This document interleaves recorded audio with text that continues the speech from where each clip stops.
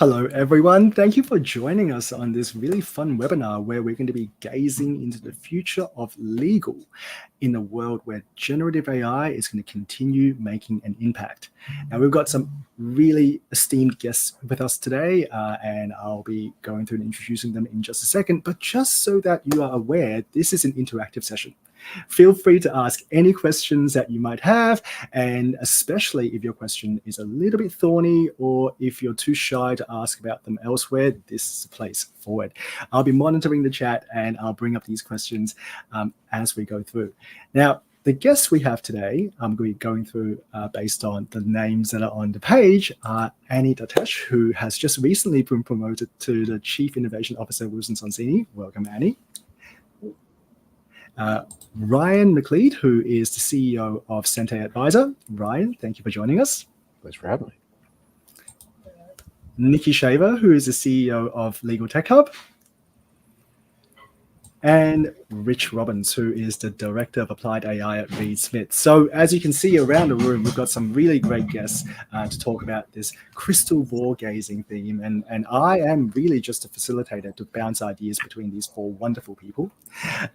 So while we wait for everyone to kind of get comfortable, I'm going to give a little bit of background to why we're here at all. And it is to address this question that we all have of what are we going to do? How are we going to act in this industry that's constantly in flux with this technology that seems to be accelerating and slowing down, and people have doubts and people have strong beliefs, and what do we all believe? And interestingly, I think before this, I sent around an email asking everyone of what they believe the progress curve is going to be, and we all have this kind of similar sort of acceleration flattening sort of belief. So I'm actually going to be taking a contrarian approach to a lot of the conversation today, and I'm going to be adopting some really dumb positions, sometimes intentionally, sometimes not intentionally. So let me throw the first question out there, and that is to ask people, where do you think we are today in terms of Gen AI?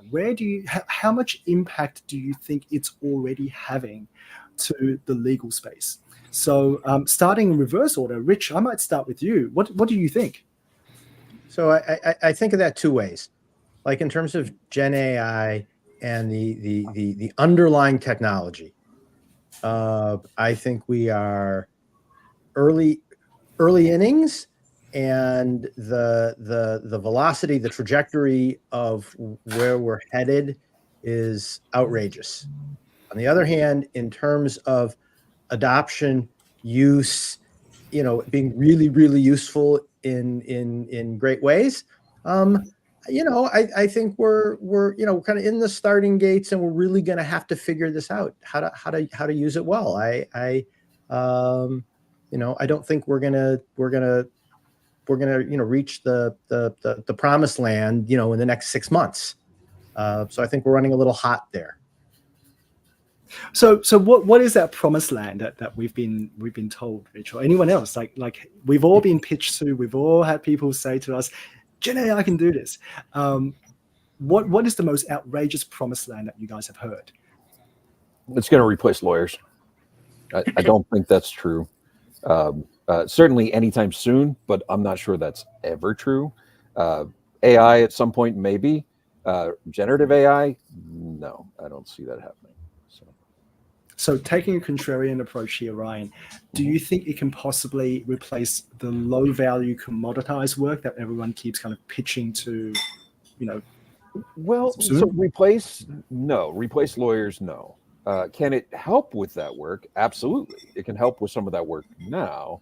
I think even if you're talking about commoditized work, we talk about different practices that are more or less automatable.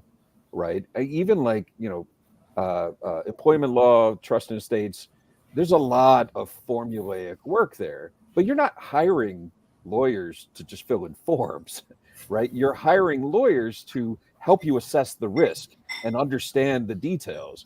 And if you were just having lawyers fill in forms or write documents, then maybe, but that's not why you hire lawyers. So I don't think the commodity work will ever be done strictly by certainly generative AI, and I question other artificial intelligence.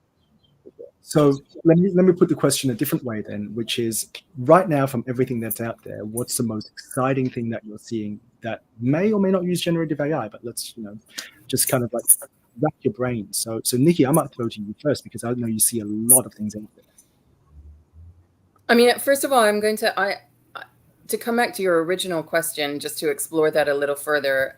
In terms of adoption and value, I think those are two different things. I would actually say that in terms of adoption, if what we're talking about, there's two ways we can think of adoption. If we're talking about how many lawyers and law firms are using generative AI in some way, at an experimental level, for example, or in some operational projects, then I think we are in the early majority. Like, I actually think that most people probably have now jumped in. If we are talking about scaled adoption to the point where every single time a lawyer does a particular workflow, they are leveraging technology to automate that workflow, I don't think we're there yet. And that's where we will see the real productivity gains. So I think we're some way from that.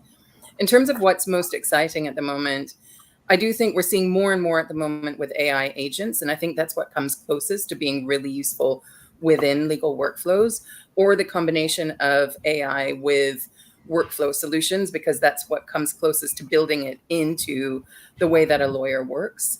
The other exciting thing that I think people are not talking about as much is there are existing products where there's a pivot, or generative AI is being baked into the product to do things that were simply not feasible before.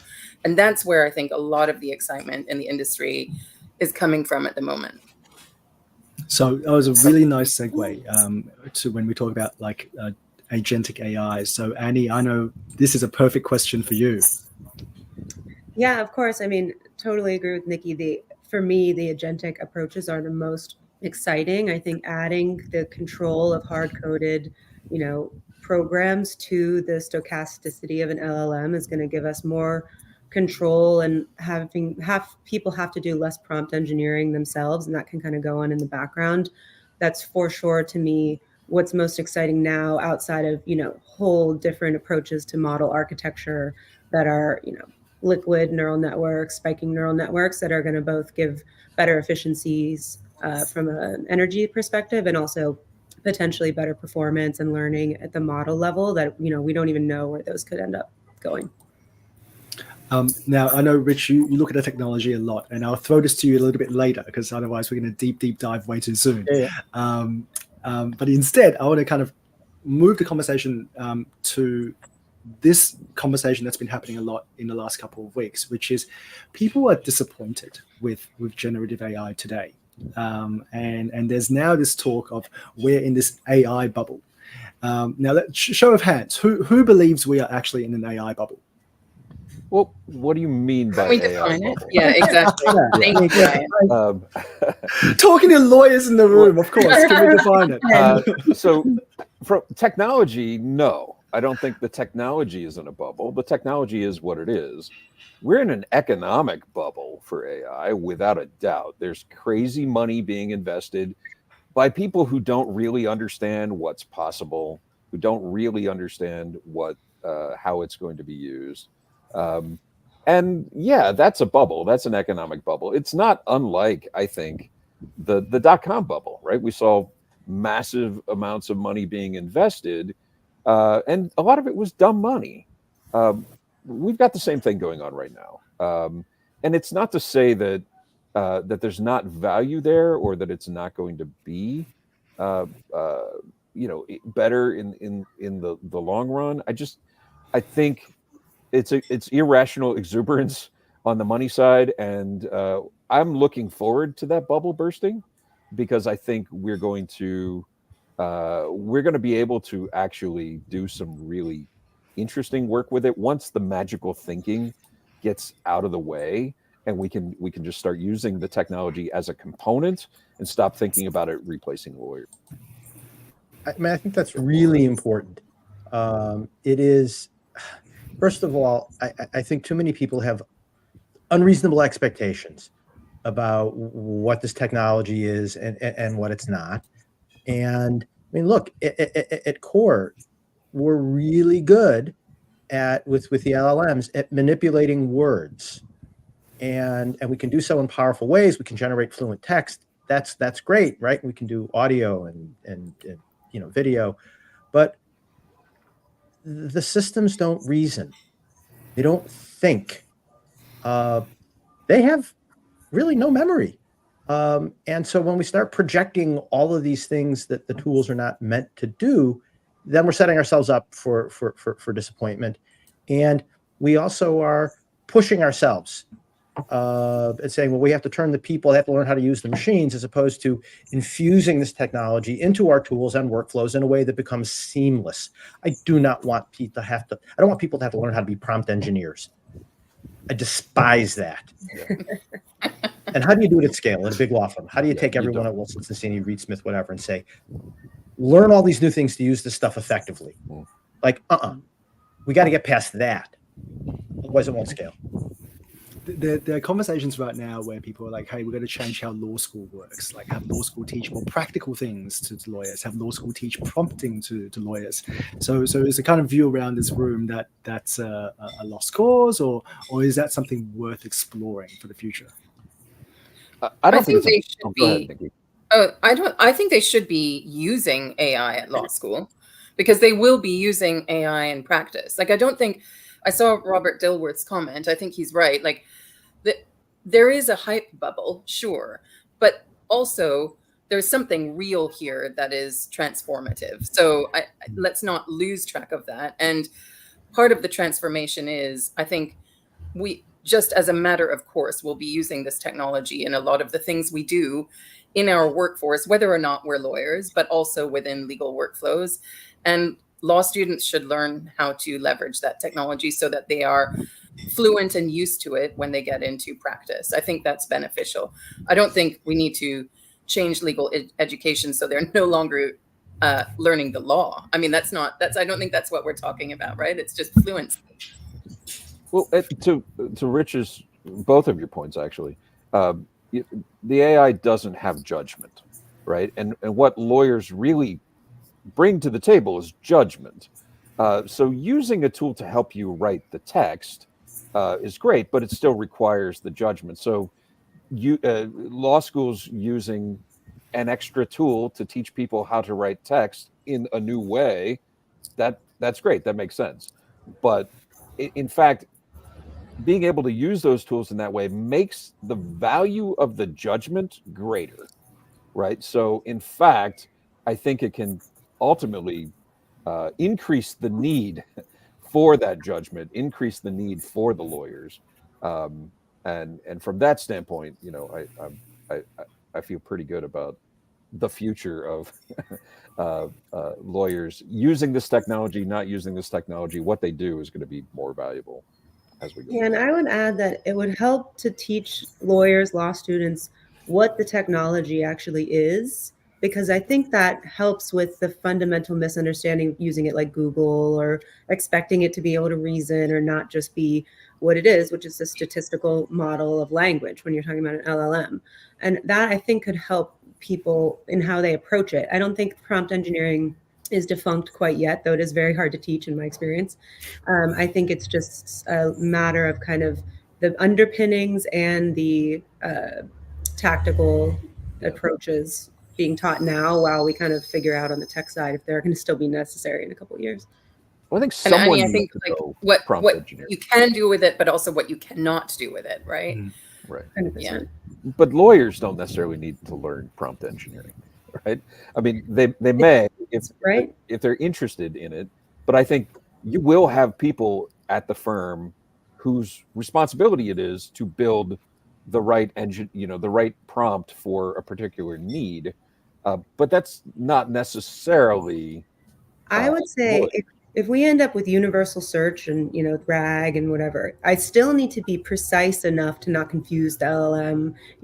There's some level of the way that you approach prompt engineering that even if you don't have to do the full prompt engineering, think like a lawyer, think step by step, because an agent is doing that in the background. There's just a little bit of an extra level it's not just a Boolean logic search engine anymore. Yeah. Well, I think that's actually the great example. I used this at AALL last week when I said I think prompting is the new Boolean search, right? Lawyers never learned how to do that, so they never quite I got did. the result. Other than Nikki, no other lawyers. Guys, Most lawyers did not learn how to do Boolean search, and the Boolean search engines didn't work for them. This is a similar kind of scenario. There will be an element of having to learn how to skew the probability to get the results that are more like what you want, right? And that's a weird concept, I think, for lawyers to get their heads around. Yeah, but I mean, okay, I'll try something here, right? I'll just kind of go, is it? I mean, as you progress as an attorney inside an organization, you have to give guidance to those who are supporting your work, which means you need to know how to specify what it is you're looking for, right? So taking a draft of a document and scribbling in the margin, fix this, isn't really useful. But explaining what you're looking for, what the defects are, and getting some help along the way. And it's the same way we can look at coding any one of these tasks. There's becomes this premium in articulating what you're trying to achieve, what the flaws are. How many times have you looked at that thing you've been writing and you don't exactly know how to fix it, but you know what's wrong with it? And so it is a different way of thinking. But look, if I want to have people who are assisting me, I need to explain what it is I seek. I can't expect them to read my mind. I don't know. Have you met partners at large law firms? If anyone should be good at prompt engineering and precision in language, it should be lawyers. But I think that, it's a high mental bandwidth job. They don't maybe understand the underpinnings of the technology, as I said. So they're not understanding how to take the skills they already have and apply it here in a way that's, going to be maximize effort.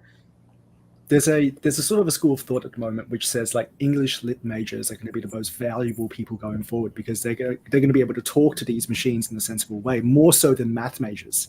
So this might be kind of like aligned with what everyone's thinking. But I'm going to actually move the conversation forward to future forecasting. So we're going to look at a 1-year horizon, 3-year horizon, and 10-year horizon.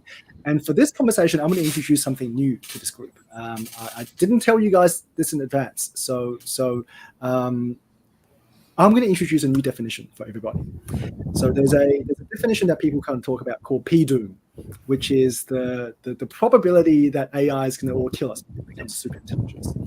I'm going to introduce a new term called P-boom, which is AI is going to be really effective, and it's going to be that mythical replacement for junior level legal work. So still retaining thinking, but at that point where you can literally delegate a task to AI, expect it to do something, come back with a sensible first draft and go, right, this is as good as my second year. P-boom. So let's kind of very quickly throw around the room first. Do you think this will happen in 1, 3, 10, or not ever happen at all?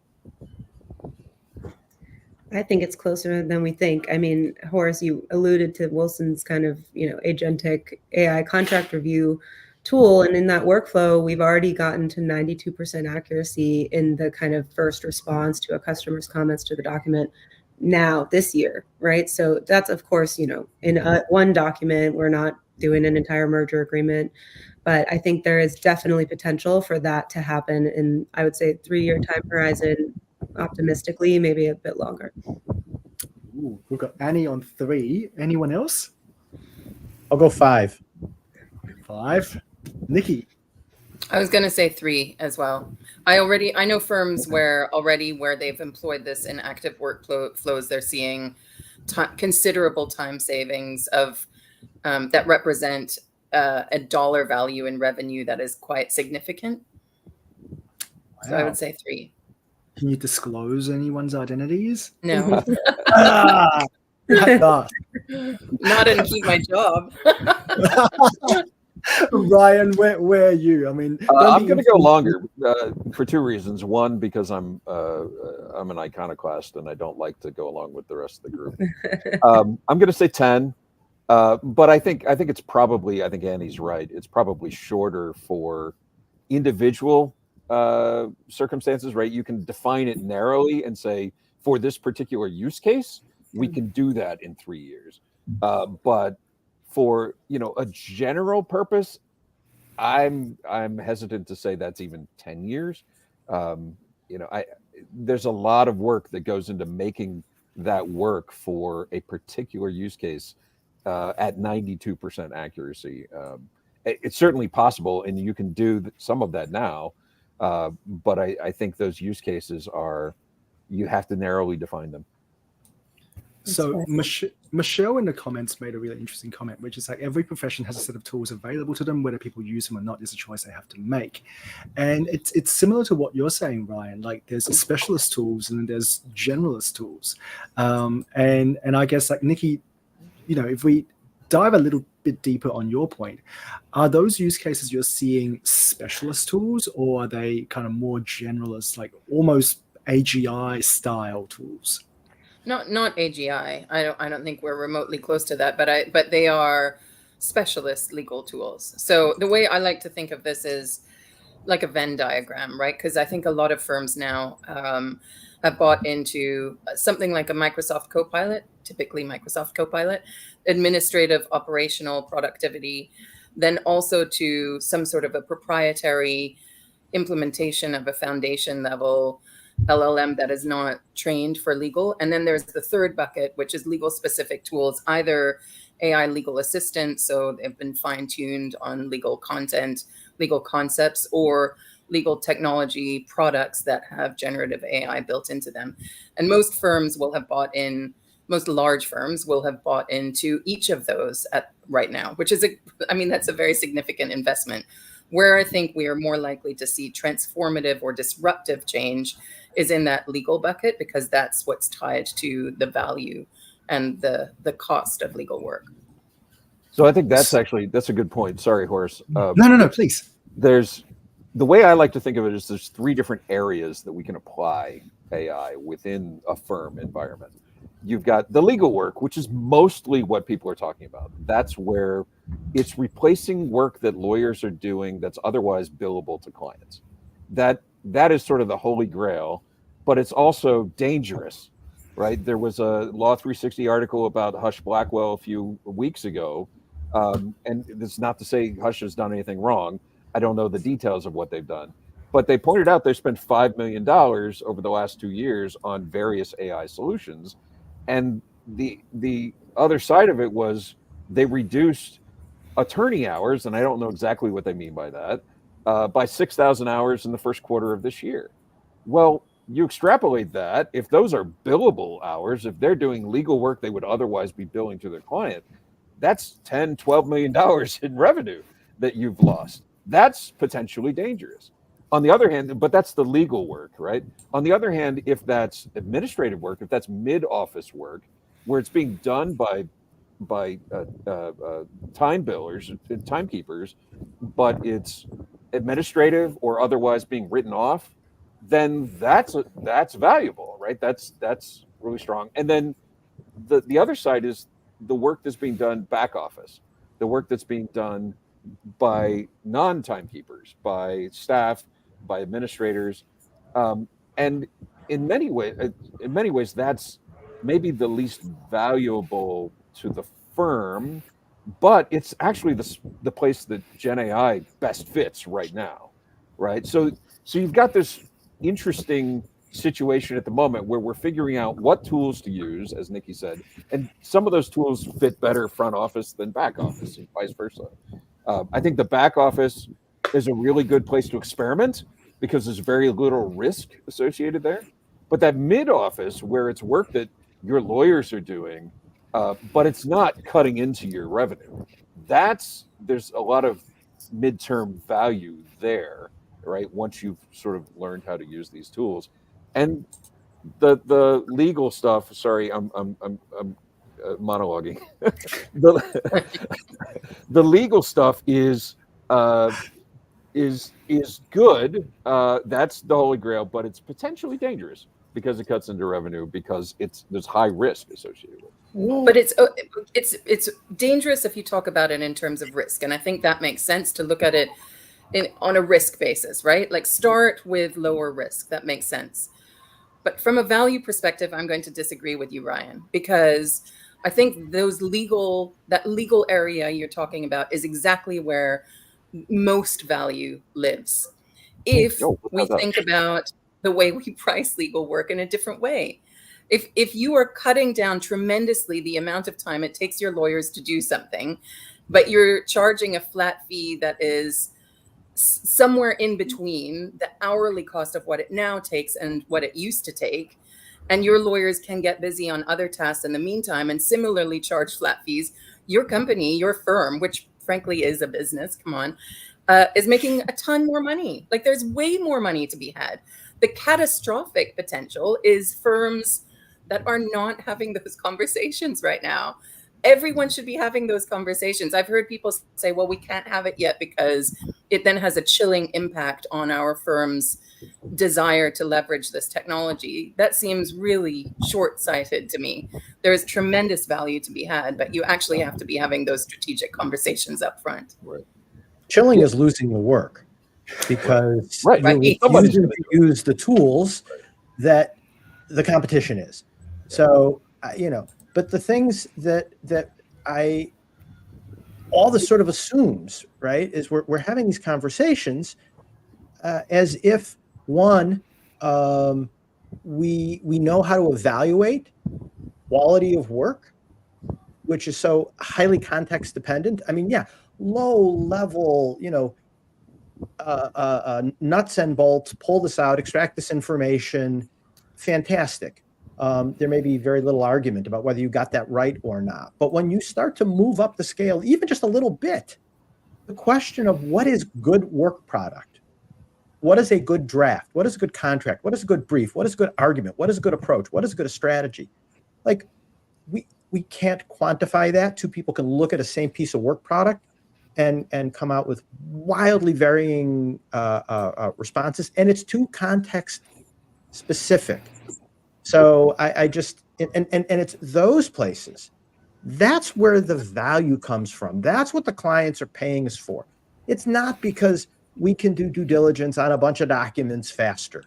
Like that's got to get done. Yeah, it's interesting. I know after the Stanford paper on hallucinations, there's been a big push toward evaluating models, right? Because there is still a bit of a trust problem. But from what I understand, the evaluation is usually at, in RAG, the retrieval layer. It is so difficult to evaluate whether this piece of text is written well, concisely, clear.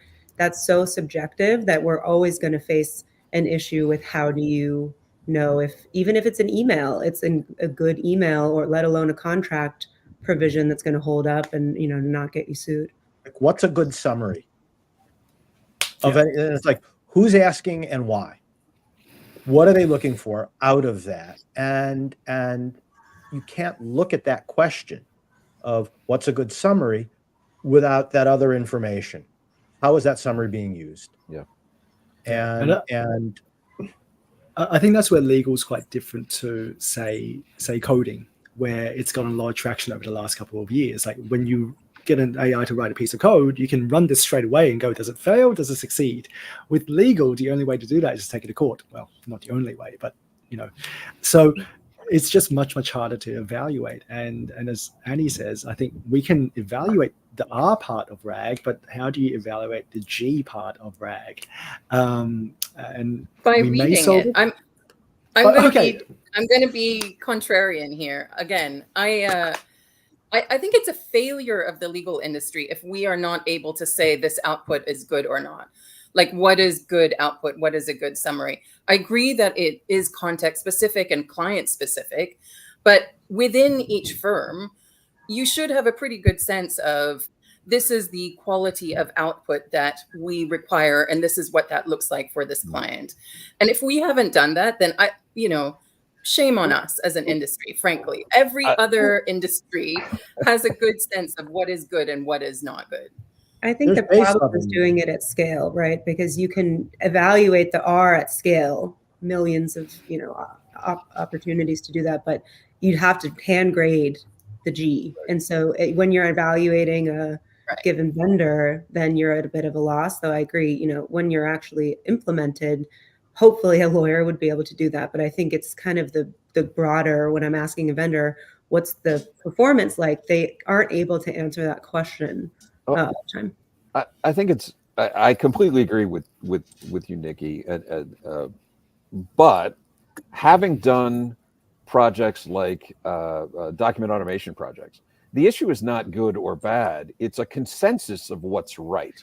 And trying to find two lawyers in the same practice at the same firm that agree on what the right language for that clause is, that's hard, right? So if you have a tool that's working on probability and a little bit of randomness to generate something, trying to get two lawyers to say, yeah, that's good or that's acceptable, that's where I see it falling apart and finding that consensus, because we can't do it now.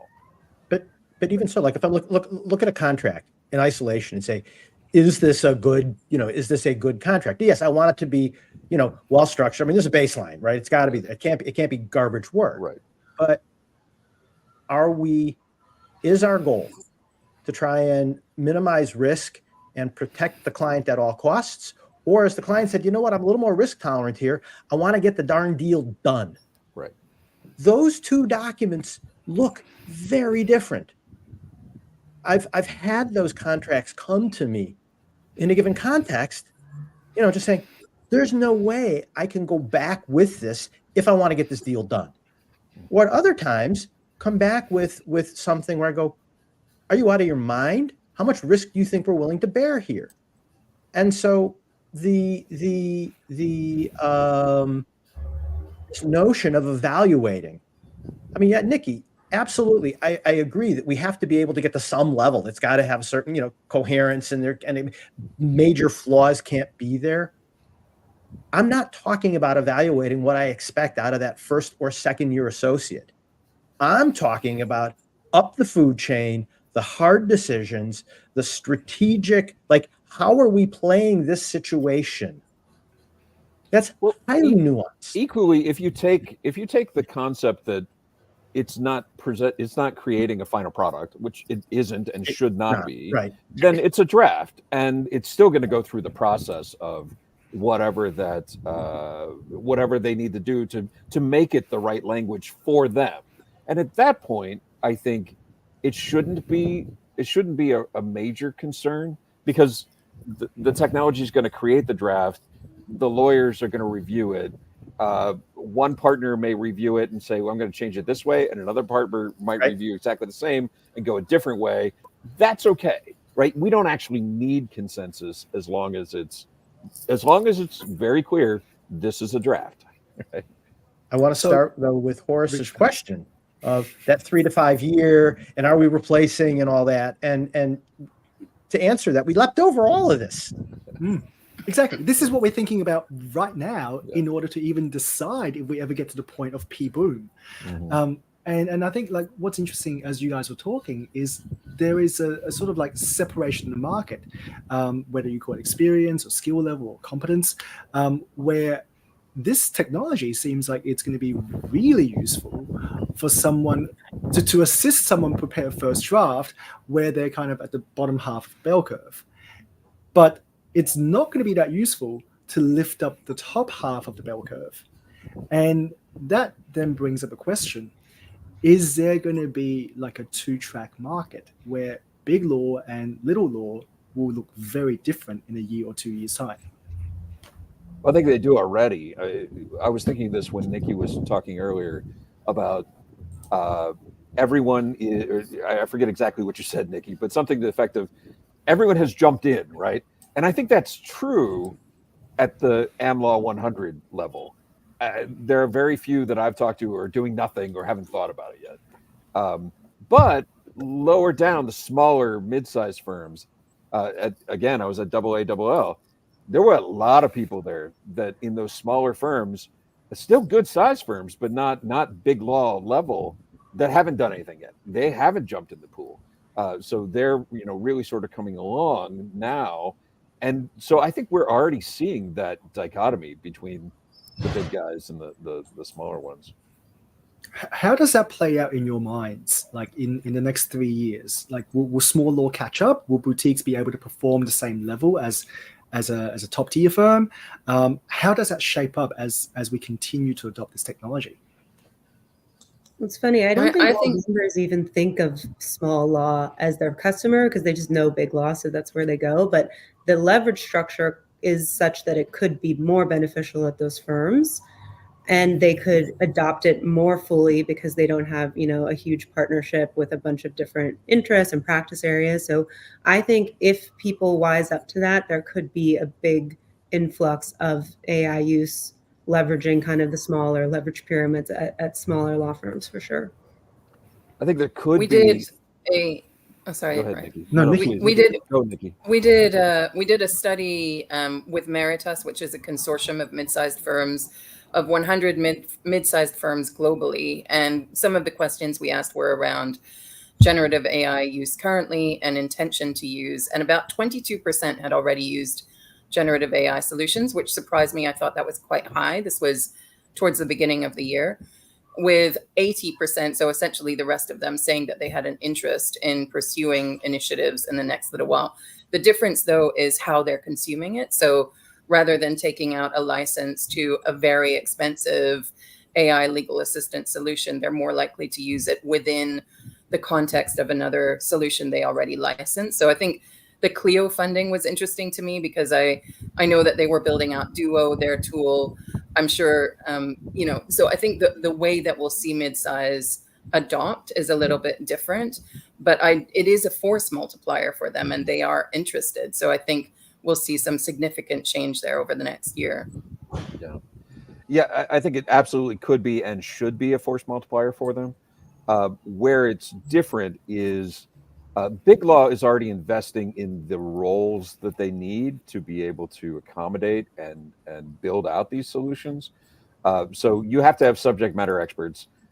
All law firms have those. That's essentially your lawyers. You have to have someone who knows the Gen AI space, and whether that's your CKO or your Chief Innovation Officer or someone like Rich in a very specific AI role. You have to have people that can do that piece of it, and I don't think a lot of the smaller firms have gone there yet.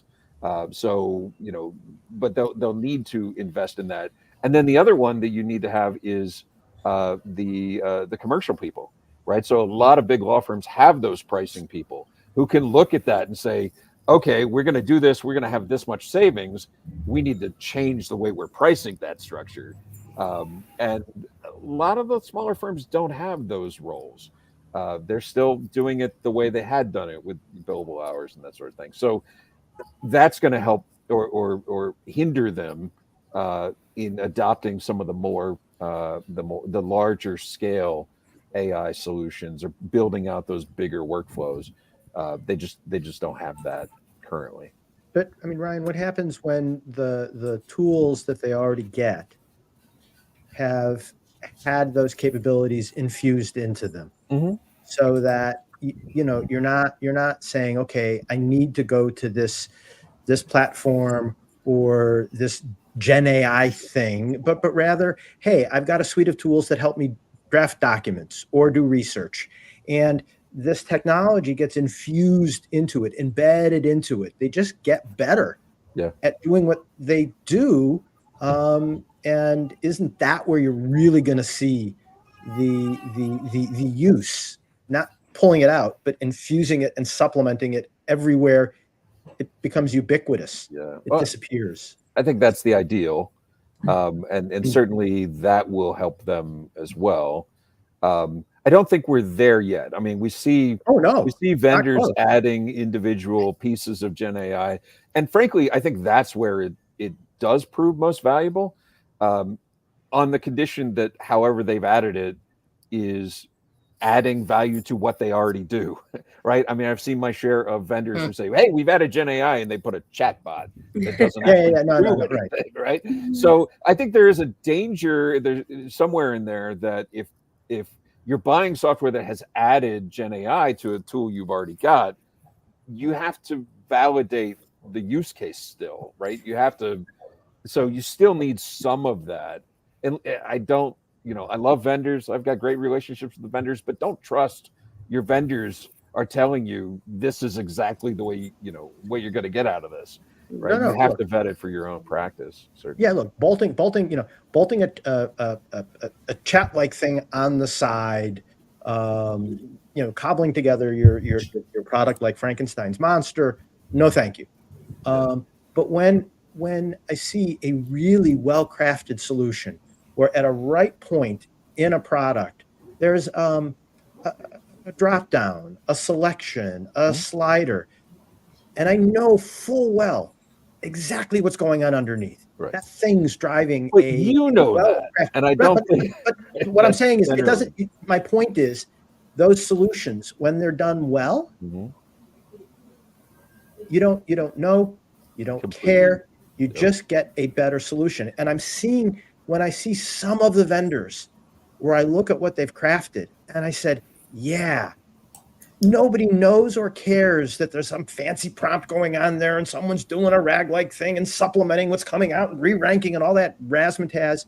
We're giving them something that's closer to what they want, as opposed to, hi, here's a box. Ask this swell question. Say these magical things. Look at the references that come back and figure it out, right? That's putting, the phrase I like to use is, I really don't like bending my users to the will of the system. I want my system to do what the users do. And when the vendors are actually studying how our practitioners are working at a deep level, how do you draft? How do you compare? How do you make those decisions? How do you work with the precedent so that you can decide what you want to put in here so we can make useful suggestions? And when they tailor that stuff, that's fantastic. And that's really hard work. And that's what we're going to need over the next few years. It's going to be thoughtful integration of all this wonderful technology, not just slapping it on, showing up at a conference and saying, ta-da, we've got Gen AI in there. Right. But that's what I meant earlier when I was talking about the most exciting things that we're seeing, right? Because I think there's a misconception in the market when people are talking about using AI to draft. They think people are going to a chatbot and saying, draft an SPA for me. That's not what we're saying in terms of where generative AI is really effective in drafting. What we're seeing is things like, you're in Word, you can access AI or a product that immediately gives you access to exactly the type of precedent that you want to currently draft right there in Word, where you can say to it, I want to use this precedent, but this is who I'm acting for, and this is slightly different, so please adjust for that. And then it creates it in your firm format based on your firm template already populated with the things you've asked it to change. And then you can go through and edit it and mark it up based on clauses that you're pulling from other places. And right there, you can also access research and break down research products into individual precedents and clauses. And you need to create an issues list based on the most similar precedent to the document you've currently gotten in from the other side in order to help you negotiate. You can do that, again, within Word. You need to draft an email and leverage a template that you have in your precedent base. You can do that. It's that sort of flexibility and really cleverly built out generative AI fused workflows where it's not just some chatbot where you need to figure out how to prompt, how to ask a question, but it's actually working the way you work, deeply embedded within those workflows and within the tools that you already use. And I think that's where it's going to cut down on significant time, but we won't see it like, it'll be more like the internet. Like suddenly one day we realize that everything we're doing is touched by generative AI, but we don't really think of it in that way because it's not some like, hi, you are using generative AI. It's just in everything, and it's making things easier. Yeah. Right, please. Well, I completely agree. I agree with everything Nikki says all the time. But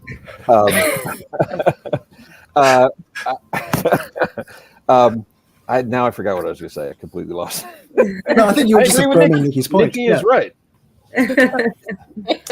No, but Nikki, like what you've just described is the process a vendor has to go through to figure out like how do they make their tool really useful, really like adapted to the lawyer's workflow. Like Rich says, like if the vendor has done their homework, it should insert into a lawyer's workflow that well. But what about from the law firm side? Like, what can they do to better prepare themselves? Because it sounds like if I kind of summarize what we're talking about for the last half hour, in the next 1 year, all the things we have to consider are what we've just talked about. So, how do law firms prepare for this age where tools are going to get better? They are going to be more adapted. They are going to fit the workflow more. So, throwing it to everybody, maybe Annie first, what should law firms be doing now to prepare? One of the big questions that we talk about that I have only some answers to or proposed answers to is the training problem, right? How do you train Oh God, yes. junior attorneys in a world where they're going to be using this tool and they might not be getting a partner markup, they might be getting an AI markup? What's the best form factor of that AI markup to help train them? The training piece needs to be thought through because it's not a simple answer and probably will work a bit differently for each law firm depending on their approach. I think that's something people need to start working on now because by the time it all hits us, it will be behind the ball. I figured out what I was going to say. So the part that I agree with Nikki, and it's also in Enam's comment, that what you're describing is building things very specific to specific workflows, making it fit within the practice of the lawyers. That's not buying a product, right? There's a lot that you need the product, but no product off the shelf is simply going to go in and do that. That's where you need individuals working in the firm, a team, whatever that is in your particular firm, to understand the way your lawyers are working now, understand where you can add generative AI to bits and pieces of it, and then implementing it in a way that doesn't require them to fundamentally learn new things, change things the way they're doing it, but actually it's become seamless. I think that products will get better at that, but for right now, that is very much a custom kind of bespoke sort of thing. So Sashi makes a really good point, which is like, why do firms need to wait for vendors? Why do they have to go external? Because playing with Gen AI is really, really simple. Maybe from a back end perspective, but designing the front end is still, I think, hard. So like, what's stopping law firms from more experimentation aside from the training? So Annie, your training point, I'll park and come back to. Well, but let's talk about that for a second. So, I'm sure all of us have been working with people or teaching people how to do kind of rudimentary prompt engineering, and it's certainly when I'm doing a little bit of teaching at grad school level, right? I'm fond of saying, hey, it's not a spectator sport. Get in, do it, iterate, try, back and forth, this and that, this and that. And I started that conversation, with a partner once. And I said, if you want to use this effectively, this is what you got to do. You go, you try, you refine, you back, you learn, you develop your own intuition. And he looked at me and he goes, no, I don't. Like, I know I have to learn how to, and I said, look, your Boolean searches, when you sat down, the first one you tried probably didn't work so well and you iterated a little bit. But our lawyers are not here to spend their time learning how to use these toys. Like, I love that, but that's not what they're here to do. So this idea that I'm going to go to and doing this stuff at scale, hundreds, thousands of lawyers, and saying, I want you to be effective using this. All you have to do is spend the time to play with it enough. That's really hard. And so you'll get the occasional partner who will want to make that effort. Maybe they can become an evangelist for others. But the point is, our vendors, our workflows, we need to minimize that. It's not all or nothing. It's a matter of degree. And right now, we're placing too much. We expect too much of our users. So early adopters are great. You need, even if you build it out in such a way that it doesn't require them to change the way they're working, you still need their time in order to advise on what they're currently doing, right? In order to replicate that.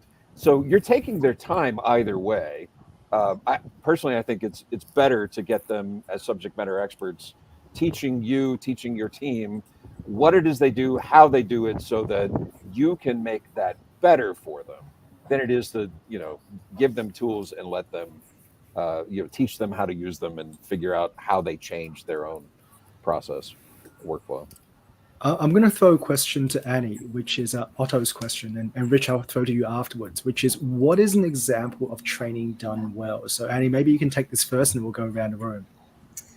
Yeah, I mean, it's a great question, and a question that I don't have a total answer to. I can give an example in one area, which is the AI contract review. In our case, the agentic workflow and vendor that we use sends back an marked up version of the customer's comments to a cloud services agreement, along with explanations based on the playbook that it used to make those comments of why we can't accept this, we can't accept that, we can't accept this. That is going to be 100 times more thorough than the please fix from a partner. And when the person is going through and reading and figuring out what we're going to actually send over to the other side and not, they're able to, at least by osmosis reading those comments, learn a lot more than with a much more sparse partner markup without the fulsome explanations. I think that's one great example of where training can be kind of just-in-time training embedded into workflows. How you get from that to partner level expertise to know the strategy and cross-document, cross-time considerations is another question. So Rich, what about you from a Reed Smith perspective? I have more questions than answers right now. I know that the traditional, let's have this blitz of a focus at a moment in time when it's convenient for us to throw information at people doesn't work. I really want to get to a spot where people can consume what they want to consume when they need it, and we can have it there in kind of bite-sized increments. I don't know. It is probably, for me, one of the things, maybe the thing I am thinking about the most. How do I get at scale people to sort of make effective use of this stuff? Because it can't be I've got 4 people at a help desk or however many who are going to try to answer questions, and so that's the journey I'm on. And I think it's a big deal. Ryan, Nikki. Oh, sorry, Rich. No, go ahead. I was going to say, Ryan, Nikki, you guys have a much broader perspective because you see a lot of what's going on in the market. Like training done well, what does that mean? How does everyone prepare? What's the training that they should be doing now? So Ryan, maybe you go first. Sure. So we've seen a couple of firms that we're working with that are taking a minimalistic approach to training because we're trying to build solutions that don't require training. So we've got what I refer to as sort of one-shot solutions that are, system messages that we've pre-prompted that essentially the lawyers can do different things with them by dropping the text in and getting the result. There's no chatting involved. There's no back and forth. So they drop the text in, they get the result out. That kind of thing allows you to do very minimal training with the lawyers, but gives them the benefit of generative AI. In addition, we've done much larger solutions that are, you give it the text, you may give it an example, you may tell it, these are the things that are important to me, and we've combined all of those in the background so that it will do the summarization and give you the very specific kinds of results that you're looking for. But again, all we've done is give us your data, give us what you want it to look like, and tell us what's important to you. They don't need to learn any of the ins and outs of the technology. I think that approach has been quite successful. So you're thinking the design of these tools can solve part of the training. It can do a lot of that, yeah. Nikki, what do you think in terms of training, in terms of design, in terms of responsibility for how do we make sure these tools are actually effective? First of all, I just want to say I think a lot of firms have done incredibly well to roll out training firm-wide really early in this game and help keep their lawyers abreast of what's happening, but it's not a once and done thing. as Rich mentioned. You really have to continue to train because the landscape is continuing to evolve really quickly. And so in that regard, I think one of the most important things that firms can do is help their lawyers and their professionals understand that they need to continue to be open to the way that things will be, understanding that we don't have a clear sense of what that will look like. So that sense of nimbleness, of openness, of flexibility is really important for legal professionals right now to embrace. But otherwise, I really agree with what Annie and Brian have said in terms of solutions actually providing you with the answer to the training problem. So I think it's our knee-jerk reaction whenever new technology is introduced. A lot of partners say, well, how will our juniors learn? I've been really impressed to see the way that some of the solutions out there also provide for a learning experience while you're in the tool. So I think where we'll get to in terms of crystal ball gazing is, as a legal professional, I'm doing my work. I grab the app that I need to do this workflow. Within that workflow is, here's how you structure this type of document. By the way, you need this next. You click, you are able to grab it from it's all just in time. You're learning as well as your knowledge and experience. That's what I would foresee for the future. And I think there are already providers that are doing that quite well. So what you've just said assumes there's like full integration, or at least very well integrated multiple point solutions or platform. And I don't know if anyone's comfortable saying this, but who's best positioned to actually deliver on this? Vendor wise? Anyone wise? Well, so I think every firm is unique, right? I've long said, long before generative AI, I've said, I could take a solution from one firm, tell you, documented exactly how it's been done, exactly how you achieve everything, hand that to another firm, and it's useless because you can't implement it at that firm because of politics, because of policies, because of whatever. I think the same thing here. I don't think there's a way to do one size fits all. There's not a platform that is going to just be what you need.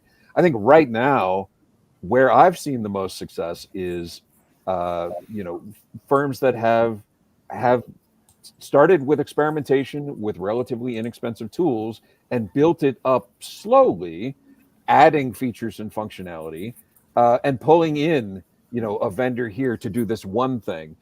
They've gone from experimentation to strategy, rather than our strategy is we're going to buy this tool and then we'll figure out how we're going to use it and go from there. So a platform or a good agent that knows how to work with the universe. Yeah. What I'm taking away is don't buy Microsoft shares.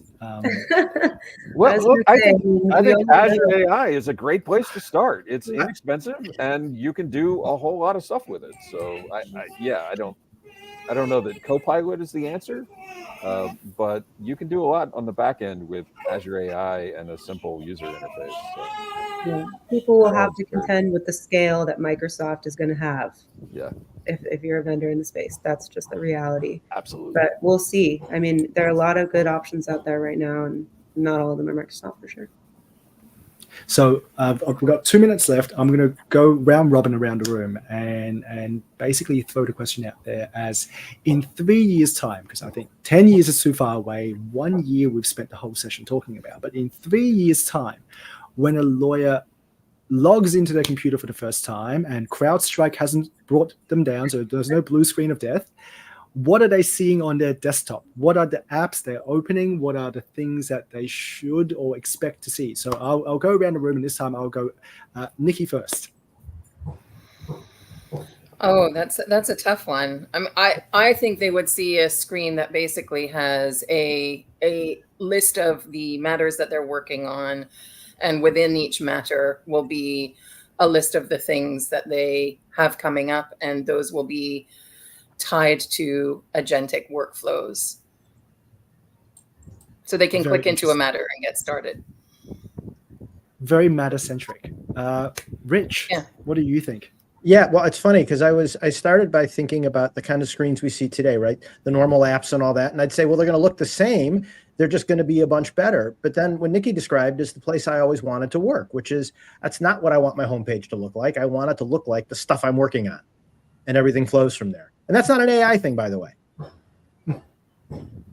Annie, what do you think when you open a desktop at Wilson Sonsini?